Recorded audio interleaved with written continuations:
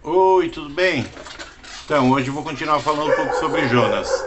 Aquele dia eu falei, na verdade, eu falei sobre o início do capítulo 1. Eu espero que não esteja atrapalhando os cachorros latindo aqui. Eu ia ter feito no domingo, mas eu não quis mudar o assunto do grupo, porque eu estava falando da primeira comunhão do Gabriel. E parabéns, tá, Gabriel? Não sei se ele vai ver, mas parabéns. Então, aí o que acontece? Ele apresentou os motivos dele para não ir. Então ele era para ir para Nínive, era uma distância. E aí seria bom que vocês lessem o capítulo 1 para eu não precisar ler ele. Que eu queria só fazer um comentário, mas esse comentário é demorado porque tem uma série de coisas. Então, eu vou ler algumas coisas do 1. Ele era para subir para a terra de Nínive, não se sabe a distância exata. Era longe. E aí o que ele fez?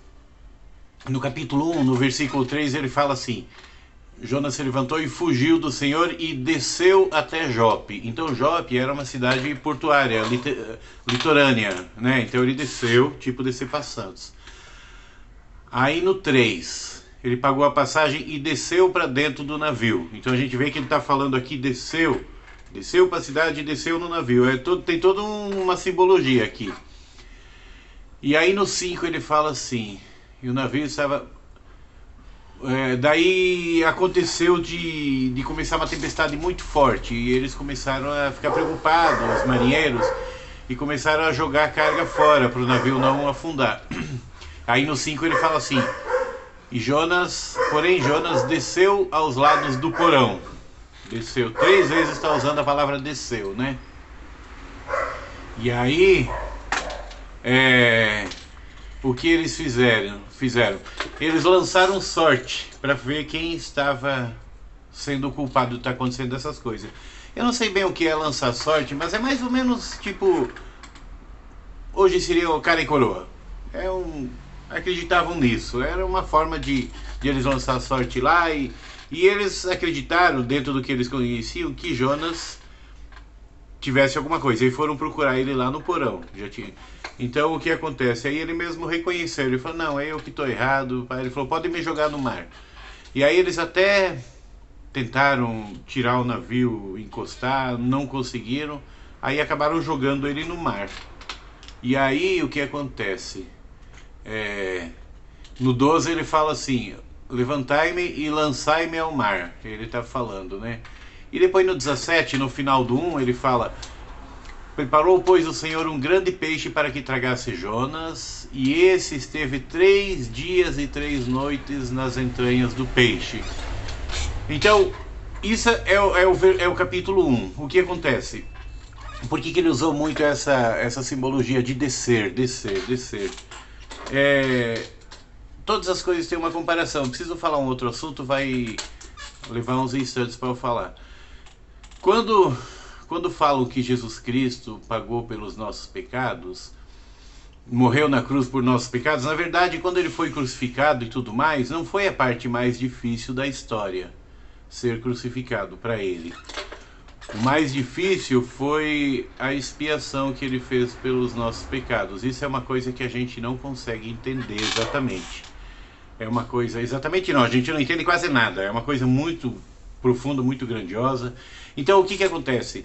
Naquela ocasião da expiação, no jardim do Getsemane, ele sentiu todas as dores que todas as pessoas sentiriam, para que pudesse, quem buscasse a ele teria condições de socorrer, porque ele conheceu todo o sentimento. Então cada vez que você fica com raiva, cada vez que você fica com dor, cada vez que você fica com inveja, qualquer coisa, ele sentiu isso.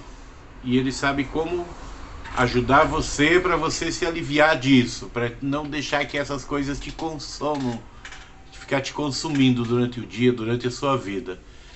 Então ele conheceu tudo isso. As escrituras dizem que ele desceu abaixo de todas as coisas. Então ele sempre usou uma simbologia para as coisas. E aí o que acontece? Quando ele fala que nós podemos buscar ele, porque a gente não conhece, nós não temos o conhecimento para saber o que a gente erra perante Deus. A gente sabe algumas coisas, Mas a partir de que a gente, algumas coisas a gente souber e tentar corrigir, a mente começa a se abrir para outras. Aí vai da coragem da pessoa de querer aceitar que está errada e enfim, tudo mais. Nas escrituras, a humildade, ela quer dizer estar apto a aprender. A humildade, estar apto a aprender. Então Jesus Cristo desceu abaixo de todas essas coisas para que quem acreditasse nele não precisasse sofrer. Pudesse, através dele, não é não sofrer, mas encontrar cura para as coisas. Ou mesmo conforto. Às vezes a pessoa tem uma doença incurável, né, não tem jeito. Mas pelo menos o conforto para essa situação. E aí, o que aconteceu? Ele falou para Jonas ir para Nínive, e o que Jonas fez? Foi o contrário. Simbolicamente, ele desceu a região portuária, ele desceu até o navio, ele desceu até o porão, ele desceu até o mar e ele desceu para dentro da baleia. Então ele precisou descer para que ele reconhecesse que estava errado. É uma simbologia. Se você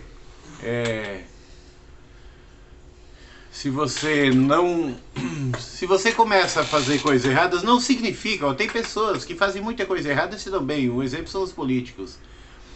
Então não é que todas as pessoas vão ser corrigidas imediatamente. Todos vão precisar passar por um processo de correção. Não existe isso.